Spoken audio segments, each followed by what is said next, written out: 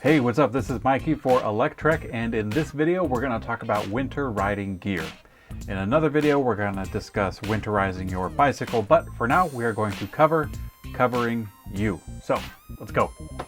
Thanks for watching Electrek. Give us a thumbs up, hit the subscribe button, and enable notifications so that you don't miss out on any videos.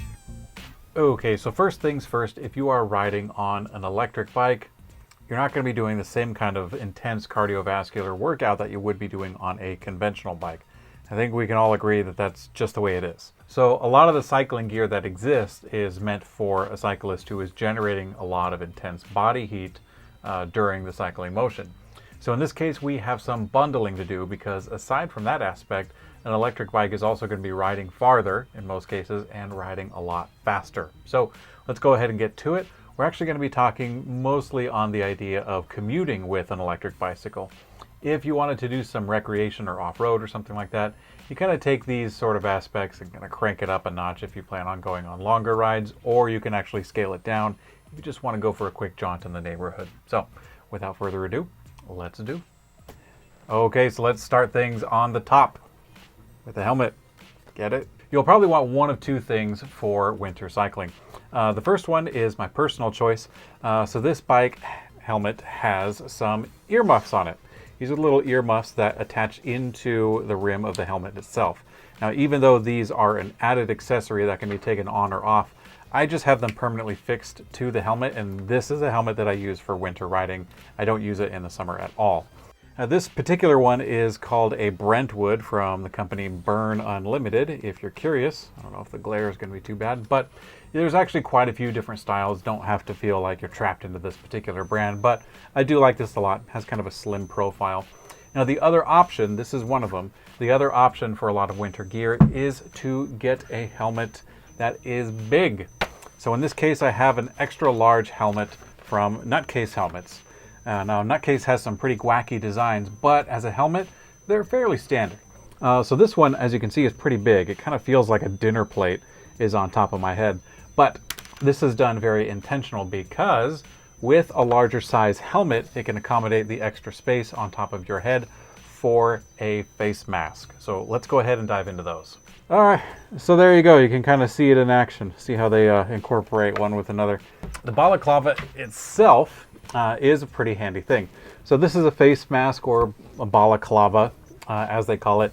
This particular one is made of neoprene, so it's nice and tight. So it does provide good coverage. You know, seals up all the little spots really well. However, it's pretty tight. For a longer trip, they can kind of wear on you. So that's one thing to look out for. So like I said, this one is a neoprene one. They're fairly common. So this is actually called the Cold Front from a company called Bellwether. You can probably find this at a local bike shop. This is pretty cool. They've spent a lot of time making the contours around the neck and the face pretty well, but I like this one a lot. So Balaclava is definitely a must if you're going to be out in the cold temperatures for any duration of consequence. So I would highly recommend something like this. Definitely. So let's go ahead and move on to the coat, which is kind of like the main course. Okay, so the electric bike snow coat, I feel like, is a underserved or perhaps under-targeted part of the market. By and large, a cycling jacket, like I mentioned before, is utilizing a lot of body heat, so they don't really provide the kind of coverage that you need and the fluff to insulate yourself from the snow, and especially from 20 miles an hour. So a good alternative is actually a skiing or snowboarding coat, with two exceptions, and I'll talk about those. I think you know the kind that I'm talking about. They're fairly popular. I've got one here. Usually they have like a sweater for the liner. It's a fairly simple thing. A rain-proof parka on the outside. You know, they zip together to make like one whole unit, that kind of thing. So that's kind of the basic concept, but let me tell you about those two exceptions, those two important things that make a winter coat perfect for winter cycling. And I'll get my cool guy coat. Number one, Armpit Vents. Pretty simple. Up in the armpit, there's a little zipper right here that opens up into a vent. This jacket isn't the best to see on camera, but that's okay. It's a fairly common feature that you'll see on a lot of coats, so it's not that hard to come by. The next feature is a little bit harder to come by, and that is a longer tail or a drop cloth. Pretty much that's just some extra fabric that goes on the bottom side in the back of the coat, so that when you're hunched over and leaned over on a bicycle, it covers up, let's just say, central air conditioning. Those two things are pretty important to me, at least, the armpit vents and also the drop cloth. You're really going to want that long tail in the back. Trust me, that is very, very important. So I used to use something like this on a bike. These are some Lobster Gloves. These are actually called the Craft Siberian Split Finger Lobster Gloves. So if you are Jax or a Ninja Turtle, these would be perfect for you. But you know what? They were a little inflexible. It was tough to get things in and out of my bag or my pockets because you got these big, big mitts to deal with. But I found a product that was actually picture perfect. So here we go, shabams. These are called bar mitts, and they are exactly what you think. These mount onto the handlebars of your bicycle on either side, also over the brakes, the shifter, and possibly the display for your electric bike. That really depends. But they mount onto the bike and they stay there. They got a little zipper to keep them on, and then your hand just goes directly inside. And then once you're in there, this is kind of exaggerated, but then you can access all of your controls on the bicycle itself. These are great. I'll tell you why. I told you about those little lobster gloves that I had earlier. Without the with these, I don't need the lobster gloves. I can go into something pretty lightweight, like a fairly simple winter glove. And with something like this is already too hot for me. This combo right here is perfect. And with this kind of flexibility of a glove, I can still do all of my gears. I can still reach into my coat pockets, get out the keys, things like that. In a lot of cases, I wind up not using gloves at all and just using the bar mitts. And honestly, that does a lot. This probably covers maybe 80% of the kind of cycling that I do. On no occasion yet have I ever felt it necessary to combine bar mitts with lobster gloves. All right, so next up is the legs. You'll probably want to cover those unless you want to show up soaking wet. And I actually found out that if I just wear rain pants, just regular rain pants with my slacks, I'm fine. The rain pants, they don't breathe pretty much at all. It's like wearing a thick garbage bag. I mean, let's be honest. And wearing those kind of pants, they don't breathe a lot, and that's actually fine for the weather because you can kind of retain some of your body heat. These are from Bellwether. They are called the No Aqua Rain Pant.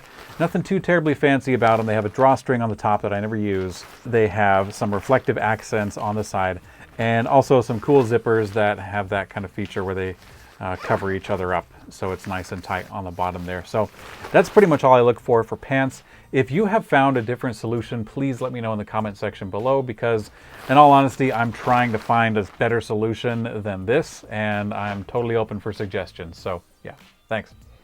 Okay, let's talk about shoes real quick. I don't want to carry an extra pair of shoes with me in my backpack when I go to work or something like that.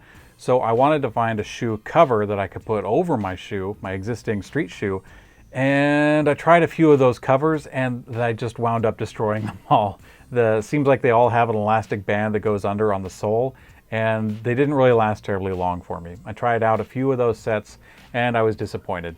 It was a few years ago, so perhaps there has been a new product since then that has kind of met that need. But so far I've just been getting some work boots. Yeah, these aren't going to win me any cool points at the cycling club, but hey, gets me to work. All right, one last thing to talk about is a good backpack. Make sure that the backpack itself is water resistant with those zippers that kind of cover themselves up, and also a nice tight seal. The rain flies are pretty cool. If you have a backpack that already has that, may as well keep rocking it. But if you're searching for a backpack, pulling out that rain fly all the time to use in the winter can really be a drag. So if it's already water resistant in itself without any active features that you got to pull out, that's the best way to go. Also, you'll probably want to pick a dark gray color because the backpack is going to get slimed with all sorts of mush from the road and all that stuff. So yeah, dark gray. Get some dark gray. All right, so there you go. That is my loadout and some of my recommendations for electric winter cycling. But I am actually pretty excited to hear your comments on it as well. Perhaps this time next year, I'll be singing a different tune with some of the suggestions that you make. Thank you for watching this video. If you want to, please subscribe to Electrek so you can stay tuned to all the latest and greatest EV news. I am Mikey, and I will see you on the later.